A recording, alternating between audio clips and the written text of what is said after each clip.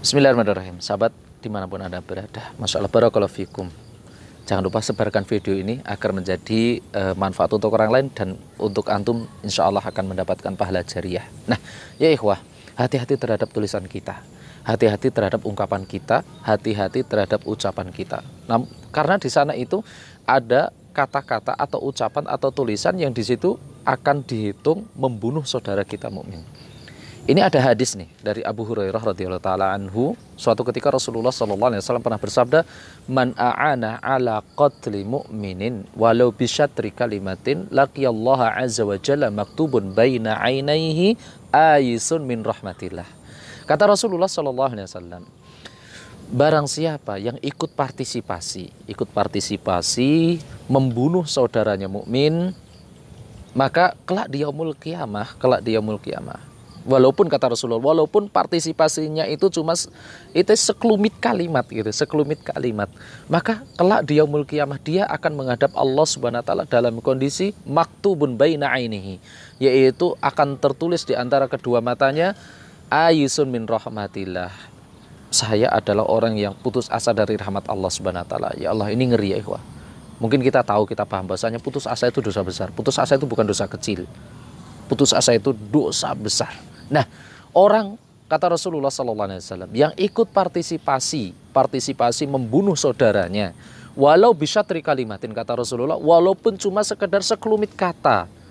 Ya kalau kita kiaskan hari ini, walaupun cuma sekedar kita nge-like, walaupun kita itu cuma sekedar nge-share, walaupun cuma sekedar kita mengiyakan, kalau itu tulisan, contoh permisalan seperti ini, ada di Facebook atau ada di Instagram atau ada di TikTok atau dimanapun itu, ya mungkin kita membuat hati kita, hawa nafsu kita itu senang gitu loh. Adanya pertikaian sesama A si B, rakyat ke pemerintah, pemerintah ke rakyat, atau kelompok A dengan kelompok B, atau bahkan sesama kelompok kaum muslimin, yaitu kelompok A, kelompok B, ormas A, ormas B, yang di situ bertikai. Sehingga pertikaian tersebut sampai menyebabkan kematian, sampai menyebabkan di situ kerusuhan, sampai menyebabkan di situ pertikaian di antara mereka. Kemudian kita status kita itu cuma sekedar penonton, istilahnya sekedar penonton, yang tadinya kita tidak tahu permasalahan di antara mereka, tetapi karena hawa nafsu kita itu mendukung ke salah satunya gitu, kemudian kita mengiyakannya. Kemudian kita mungkin nulis dengan kalimat yang kecil, gasken gitu kan, ayo terus, nggak apa-apa, lanjutkan, dan seterusnya, waliyadzubillah. Maka ya ikhwah, kalau itu sampai terjadi pertikaian di antara mereka, pembunuhan di antara mereka, maka kita orang yang termasuk partisipasi di dalam kerusuhan tersebut, walaupun kita bukan aktor lapangan gitu. Walaupun kita itu bukan aktor lapangan, bukan yang ikut langsung, tidak. Tapi di sini kalau kita mendukung partisipasi, walaupun cuma sekedar kata Rasulullah, bisyatri kalimatin, sedikit kalimat, sekelumit kalimat, maka jaa yaumul qiyamati, kita akan menghadap Allah Subhanahu wa taala, maktubun baina ainaihi, tertulis di antara kedua mata kita, ayisun min rahmatillah, orang yang putus asa dari rahmat Allah Subhanahu wa taala. Hadis ini memberikan faedah apa ya ikhwah?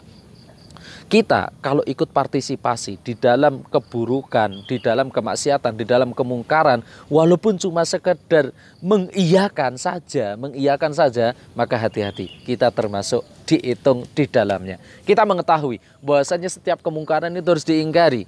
Kalau kita mendapati saudara kita saling bertikai, doakan, pisahkan kalau kita mampu, kemudian damaikan kalau kita mampu. Kalau tidak bisa, minimal kita bisa mendoakan, mengingkari perbuatan tersebut. Karena Rasulullah SAW juga pernah bersabda, "Man ra'a minkum munkaran falyughayyirhu biyadihi, fa illam yastati' fa bilisanihi, fa illam yastati' fa biqalbihi." Apabila ada kemungkaran, dan kemungkaran itu umum, bentuknya apa saja, maka falyughayyirhu, rubahlah kemungkaran tersebut dengan, yaitu tangan kita, kemampuan kita, kekuasaan kita. Kalau tidak bisa, dengan nasihat kita, dengan lisan kita.